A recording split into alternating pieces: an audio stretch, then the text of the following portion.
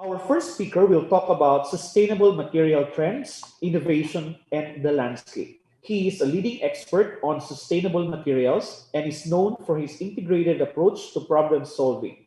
He obtained his PhD in material science from Cambridge University, and he worked in both the academia and the industry, including Rolls-Royce, the US Navy, NASA, and the British Ministry of Defense.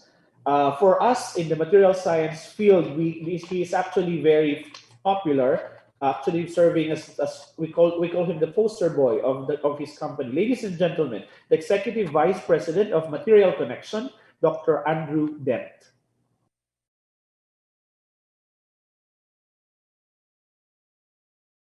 Hi there, my name is Andrew Dent. I'm Executive Vice President of Research at Material Connection here in New York.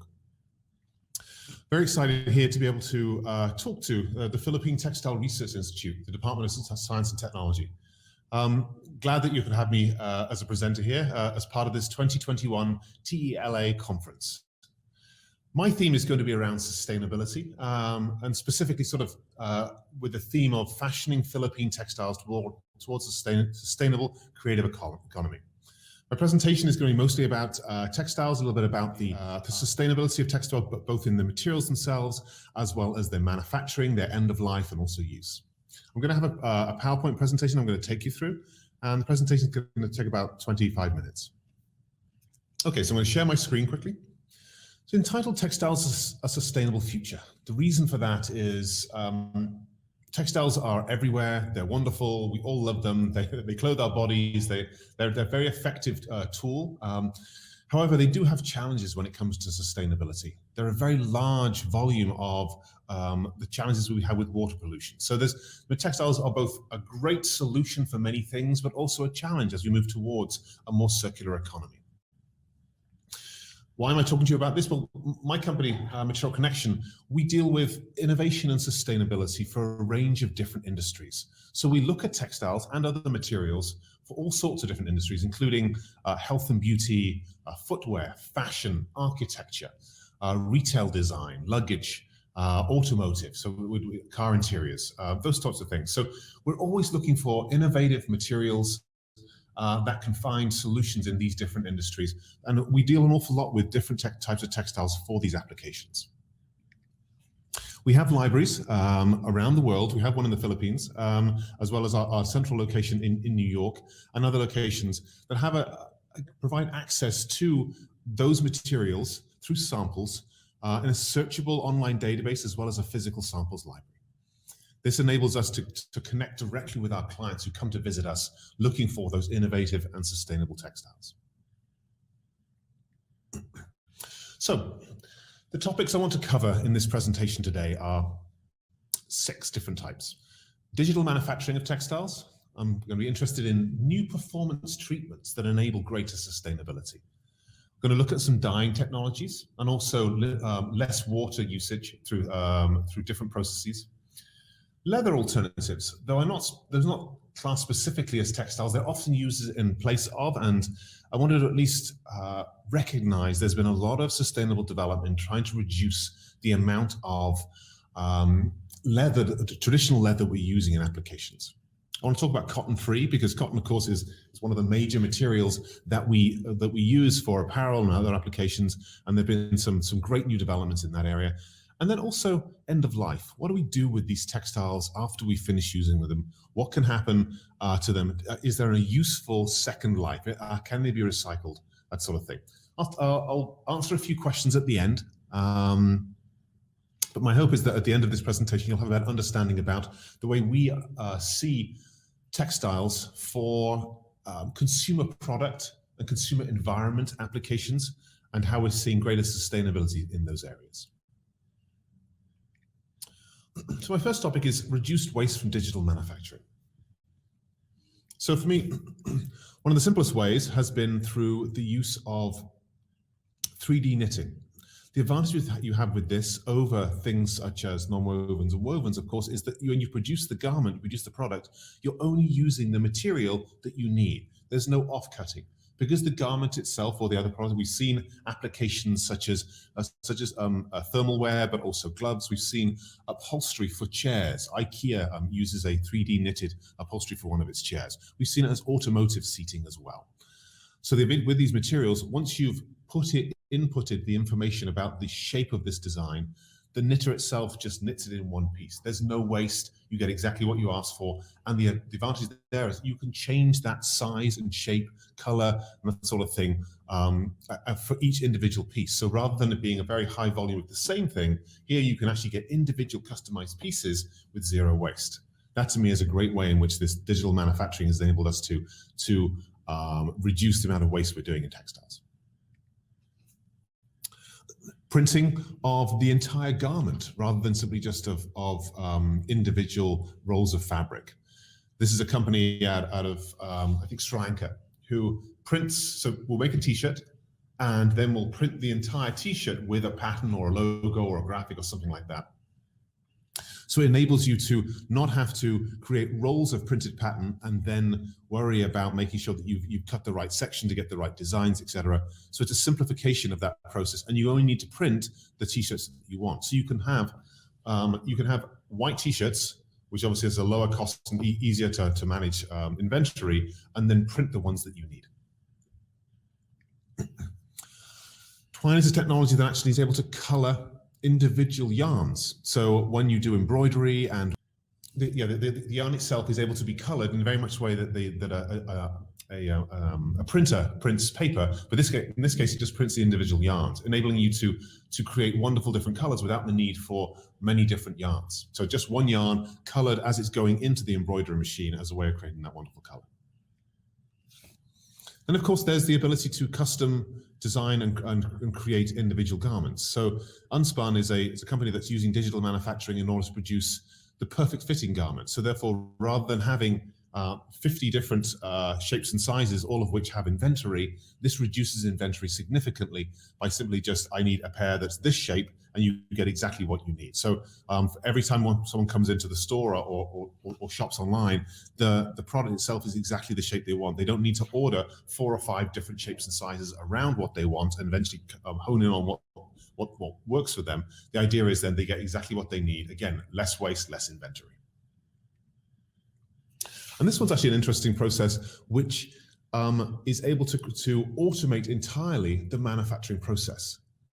In this case, Sobo is actually producing t-shirts. They do it through a rather unique process where they first of all take the cotton fabric and then infuse it, a sort of waxy type material into the fabric itself, so it becomes stiff.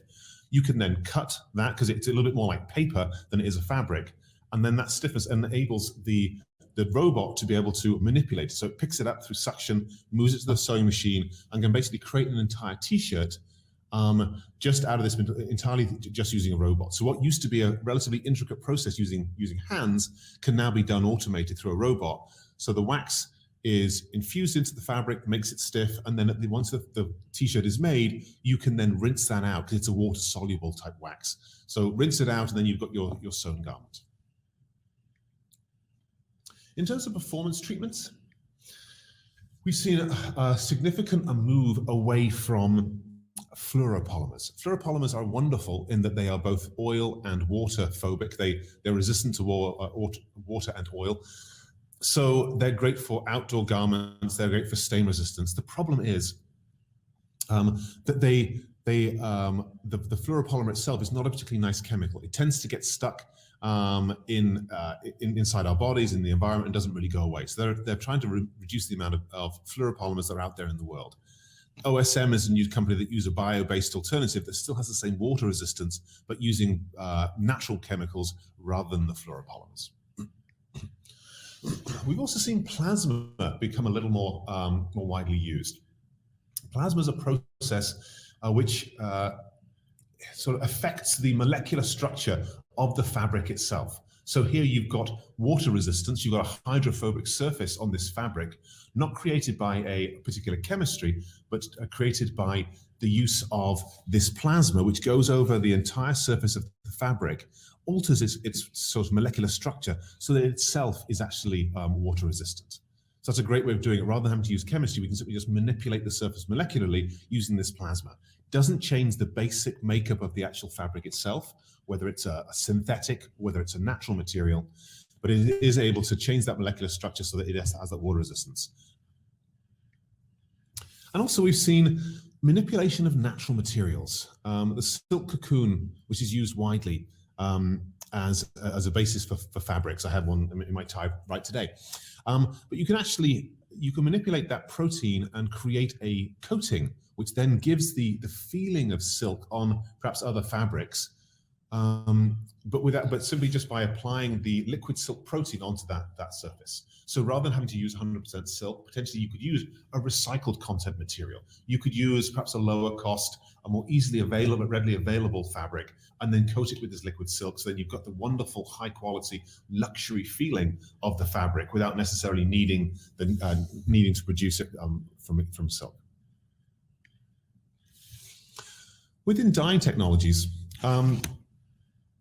the interest really has been a way of reducing the amount of water and also reducing the toxicity of the dyes that we use. Color Zen is a relatively simple chemical process which enables a very much more efficient uptake of dyes into things such as cotton. It's an enzyme. They put it into the bath, and what it means is that you can use significantly less water and significantly less dye, because the challenge with a lot of dyeing processes is you have to put an awful lot of dye in to get a small amount of dye to end up in the fabric itself. Color Zen enables the dye bath to very effectively, to basically transfer that dye pigment onto the shirt. In this case, cotton shirts. So it reduces, I think, by 90% the amount of water that's needed. This is great because, of course, water pollution and the use of water in dyeing is one of the most significant polluters we have out there in the world. Daiku is a great waterless dyeing solution. It's great because what it's able to do is, through the similar process to dry cleaning using supercritical carbon dioxide, it's able to infuse the dye particles into an entire bolt of fabric. What you see there in the image are 3 different chambers, all of which have an entire roll or bolt of fabric inside.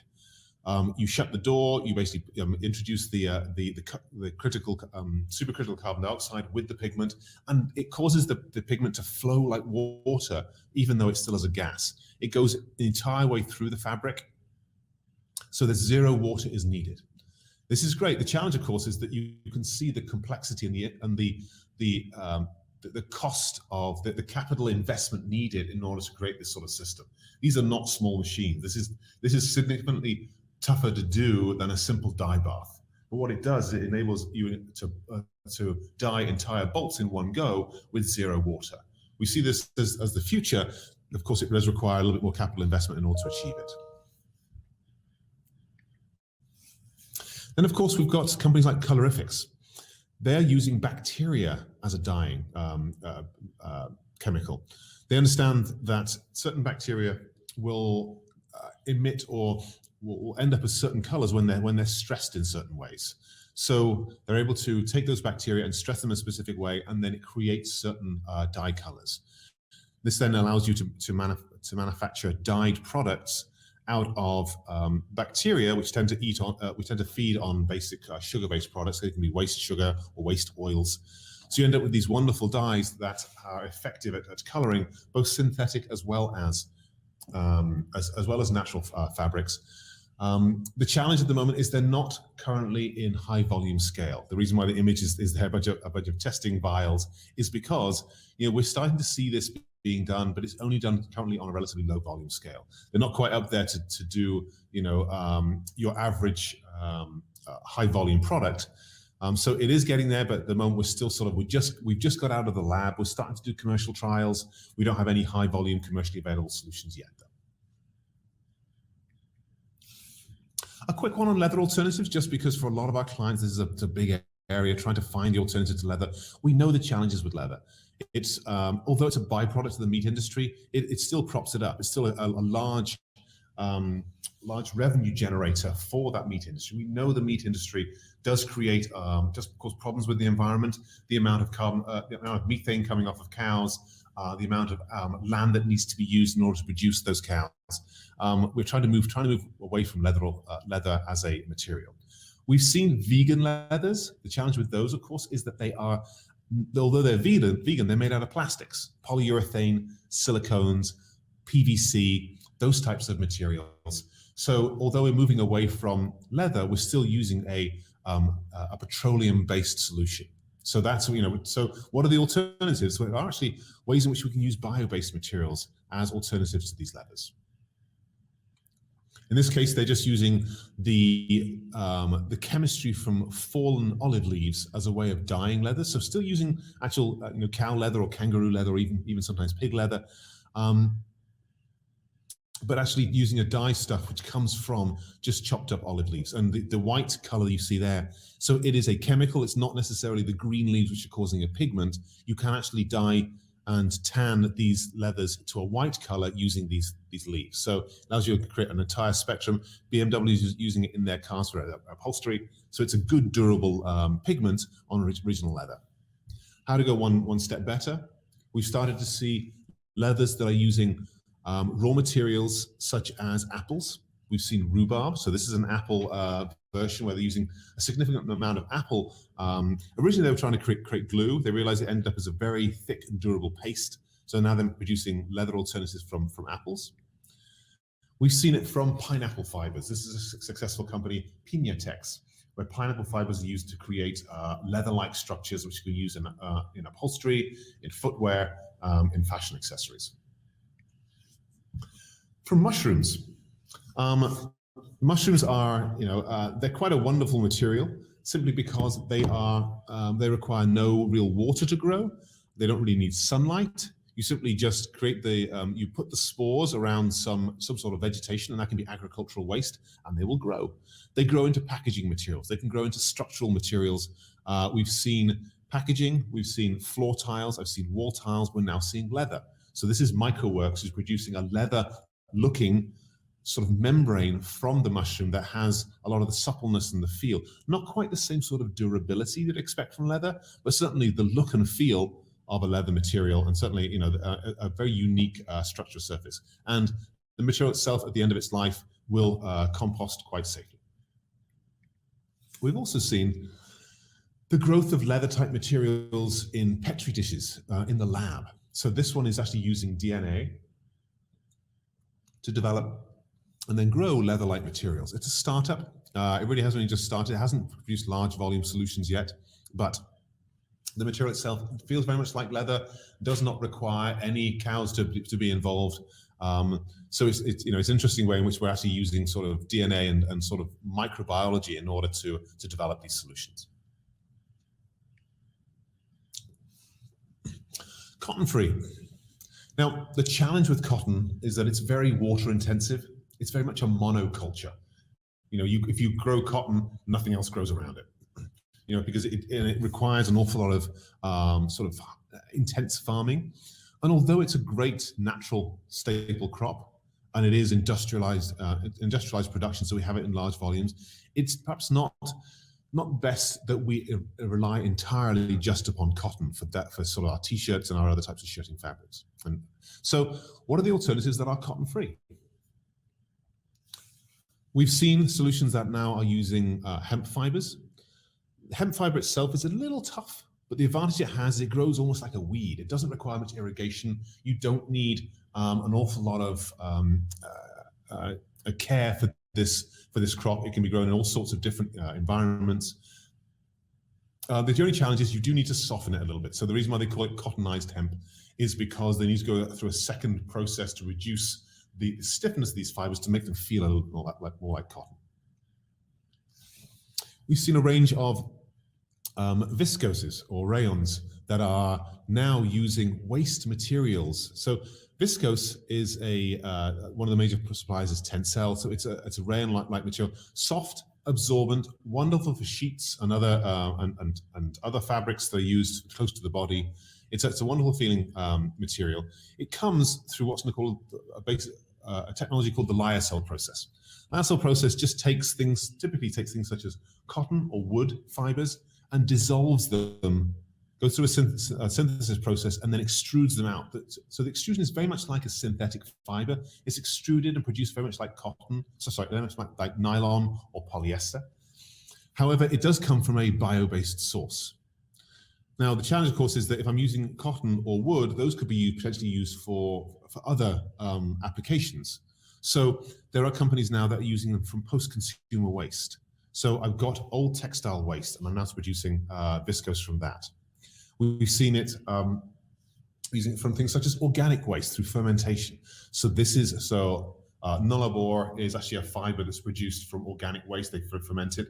It has the same sort of process. They take organic waste, and then it does eventually end up as a viscose type fiber. But the advantage is it doesn't use anything that we typically would have used for other applications. Same thing with Spinova from Finland.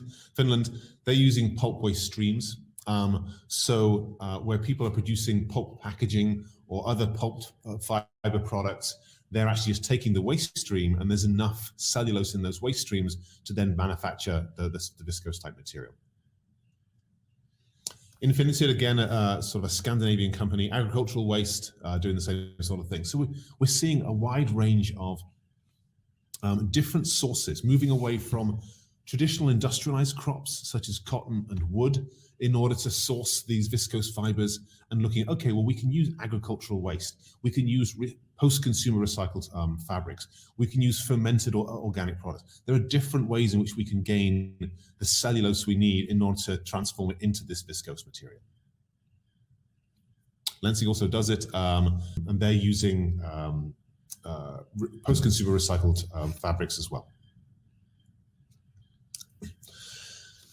Also, it's interesting, when people move towards cotton-free, we've also seen things such as nylon. But I mean, the challenge there is, of course, well, nylon is a petroleum-based product. There are some versions which do use a bio-based source. There are some. So nylon 11 uses castor beans as its raw material. I think there's also some of the other nylons as well. The majority of fabric yarns do tend to come from a nylon 6 or potentially a nylon 6/6, which means they're coming from a petroleum source, though. So although there are some bio-based nylons, the majority ending up in fabrics like this tend to be coming from petroleum. Eastman is also producing a soft fiber from cellulose. Eastman works with cellulose acetates, cellophane films. There's other things that they're basically producing using softwood pulp. So they've now got fabrics as well using this wood pulp. They typically use a waste source as well. So we are seeing a much wider range of natural fibers that are alternatives to cotton, trying to mimic the same sort of softness and absorbency and durability. Sometimes doing very well, other times sort of getting close, and then needing sort of different attributes to be able to sell.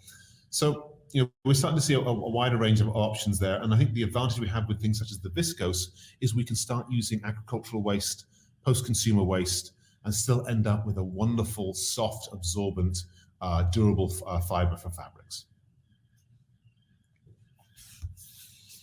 So the last section, I want to talk about end of life. So with end of life, as you can see from the image there, we have a whole bunch of different fabrics and all different types. We see a fair amount of recycling these types of things. Often they'll end up as rags, but there's only so many rags you can produce from the amount of textiles that are currently being discarded. There are solutions now which offer things such as garment-to-garment recycling. Osam brand is a wonderful solution that takes your cotton t-shirt, your pair of jeans, anything, my cotton shirt that I'm wearing right now. It will then put it through a machine. It'll pull those fabrics apart. It will maintain the fiber length of those natural fabrics. Because of course, the challenge with recycling things such natural fabrics such as cotton or linen or silk is that because they're made out of individual fibers that are spun together, if you chop those fibers up, the shorter the fibers, the less strong the resulting fabric is. So in the same way you have the paper recycling as well. You chop up the fibers. So the best fibers for cotton shirts are things such as Sea Island cotton, which has a very, very long fiber length. The shorter that fiber length gets, the harder it is to spin a high strength yarn. So therefore, most recycling processes of natural fabrics have that challenge. If I'm pulling it apart, if I'm pulling the fibers themselves apart, then I'm losing that integrity and losing that strength. Osum brand is able to pull apart these fabrics while maintaining 80% of the fiber length of those yarns. So you still have a good, strong, spinnable yarn. And so the garment-to-garment recycling puts a t-shirt in at the front, pulls it apart, respins it into a yarn, and then can weave it into a piece of fabric to end up with a t-shirt, or in this case, knitted into a sock. So the garment-to-garment recycling business, which has been slowly developing and now has commercially available products. I think that is a great way in which we could see that sort of circular economy, the ability to take a t-shirt, make it into another t-shirt, and potentially then put that second t-shirt back into the same system, circling it again and again and again. Of course, if you've got an 80% of the length maintained, that's not 100%. So eventually you are going to lose integrity. So that same t-shirt, if recycled again and again, by its third or fourth recycling, is not going to be strong enough to be used as a t-shirt anymore. That's one of the challenges of these natural fibers. We haven't yet managed to maintain full length. It's possible to do that with synthetics, but only in certain ways. Chemical recycling is really the only way in which we can recycle synthetics and have them equivalent performance and quality the second time around, the third time around, the 50th time around. It is possible to do it with synthetics through chemical recycling, and that is being done by a number of people, but it is still not the predominant, still not the main way in which these synthetics are being recycled. But at least this shows with Osum brand and the garment-to-garment recycling of natural fibers that we can actually give these things a second or third life. Lensing, I mentioned, is taking waste cotton fabrics and then putting them through its lyocell process to create viscose. So this is a way in which we can take cotton scraps and manufacture them into a viscose, which has all the performance of a virgin viscose. Because of course, what happens is the cellulose itself is dissolved. So rather than chopping up these natural fabrics, you'd end up with a shorter fiber. Here you can actually take the cellulose from the cotton fabric or the denim, and then that goes through the lyocell process. You end up with a wonderful high performance viscose fabric. So that suggests a good solution there. So I've covered a number of different categories. I think there is a lot of potential. We've seen waterless dyeing, we've seen bacteria dyeing, we've seen ways in which we can reduce the amount of water used in production. We understand that there are some cotton alternatives which do require an awful lot less irrigation, an awful lot less care to deal with. We know that we can recycle both natural and also synthetic fabrics. And also, there are digital processes that are reducing the amount of waste and offcuts that we are producing. So it does seem as though the initial challenges, which seemed almost insurmountable when it came to textile production, the volume of water we were using, we're starting to chip away at that. We're starting to see improvements, reductions in water, reductions in the types of toxic chemicals we're using in dyeing, different fibers, different ways of producing, and better end of life. I think the challenge will be how do we adopt these on a large enough scale that it makes a significant difference? Because of course a lot of these are innovations. They come in relatively small volumes initially. Our challenge is then to take it from a small volume and to expand into the incredibly large volume we have with current textile production.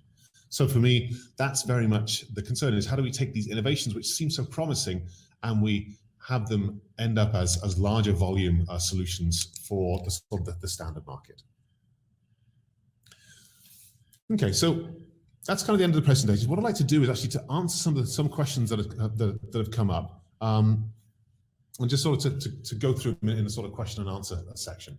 So one of the first question is, should one go for natural textiles? What are the critical factors that must be considered, and so that it will have an impact to the textile supply value chain? I'm a great believer in natural textiles. I'm clothed head to toe in natural textiles. I don't have any synthetics. I think it needs to be a considered approach.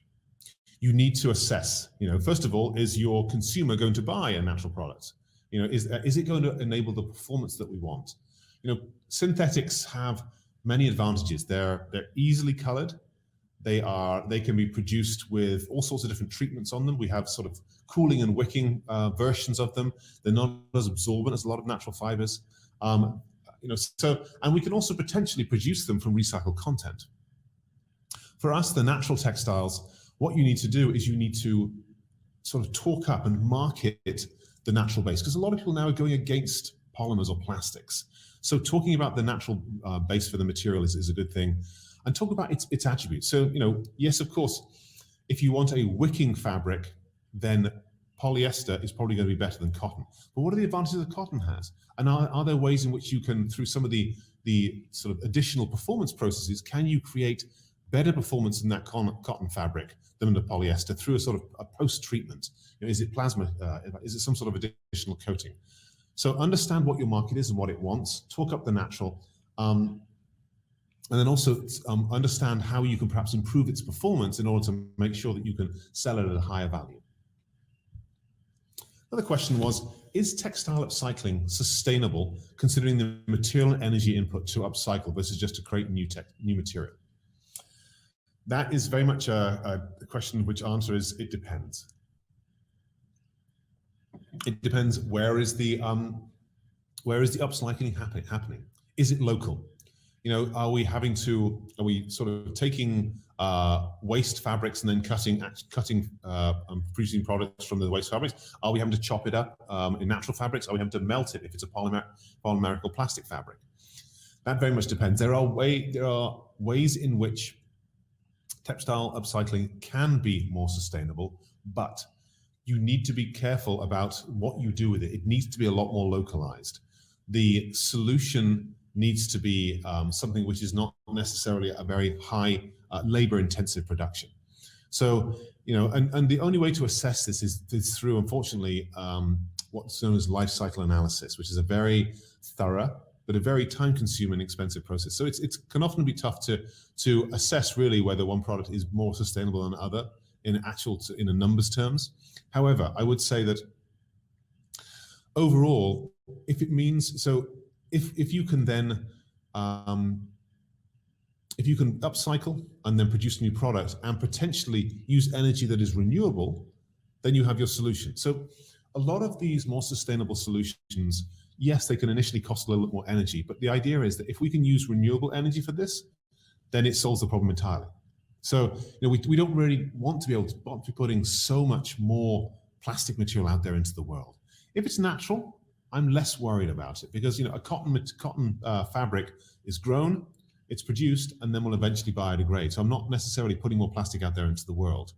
So, but with polyesters and nylons and other sort of synthetics, polypropylenes, if it comes to nonwovens, the challenge is, of course, you're digging the oil up from the ground, you're producing this fabric, and then what happens to it? So you're increasing the amount of carbon dioxide that's out there in the world. Another question is, from the material point of view, what can spark a shift or transition to a circular textile economy? It needs to be a three-pronged approach: consumer, brand, and government. Without all those three working together, you are not going to get a solution which works. The consumers need to want to purchase products that are circular. The brands need to offer them circular options.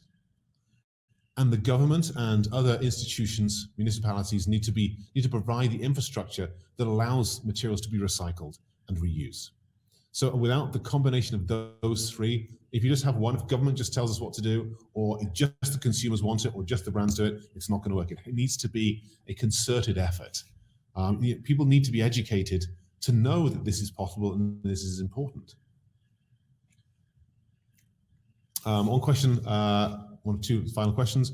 First one being, in light of the current consumption of disposable nonwovens, particularly for protective wear, how can nonwoven processing be made more sustainable? Well, okay, yes. I've seen it on the streets in Brooklyn. We have masks everywhere. It is a challenge. It's not a good thing. Yes, of course, human safety is first, but now we understand how we can create that safety. We need to be considering, so with PPE, personal protective equipment, these masks and gowns and that sort of thing, if they're made out of polypropylene, can you use recycled content? There are not any viable large volume bio-based polypropylenes at the moment. It's not like nylon where you could potentially use a bio-based. Polyethylene exists, but polypropylene not right now. And the majority of those nonwovens are polypropylene. So there's no real bio-based solution yet. So one could potentially use recycled content. What I would also recommend is, could you put in a biodegradable additive?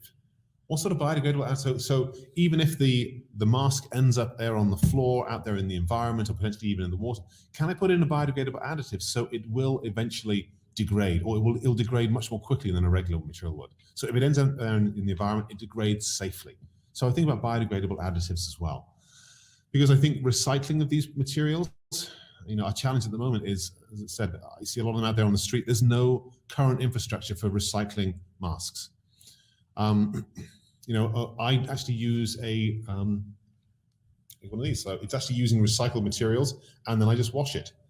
So I tend, I don't tend to use disposable. But for the medical solutions, obviously disposable is a lot safer and a lot more sterile and clean. My thought is, yes, can we make them biodegradable? Can we make them out of recycled content? Because at the moment, I don't think there's the infrastructure to recycle them effectively. They're too small to have value at the moment. Unless it is something from the government as a mandate that you have to recycle them, I think I would try and make them at least from non-virgin plastic and then make them degradable quite quickly at the end of their life. And the last question: how does human creativity and artistry remain relevant in the textile value chain in view of the fourth industrial revolution? Well, for me, creativity and artistry are one of the main pillars. Yes, of course, automation and digital production is the way of the future. But I think that with that you end up with a whole bunch of very not interesting and basic solutions that unfortunately will only do what the engineer tells them to do. And unfortunately, I'm an engineer myself. We're not the most creative people. We don't often come up with the creative solutions that artists that they have. So what we need is a combination of engineering ability, but then also to look to people who are a lot more creative in order to come up with innovative solutions. So I think there needs to be a combination of both engineering and also creativity in order to come up with solutions, rather than just assuming that robots and digital are going to do it all. Thanks so much for listening. I appreciate it. Again, thanks again for the opportunity to present to you, and hopefully you've learned a little bit, and we'll happily take questions via email after the presentation and conference are finished. Thanks so much.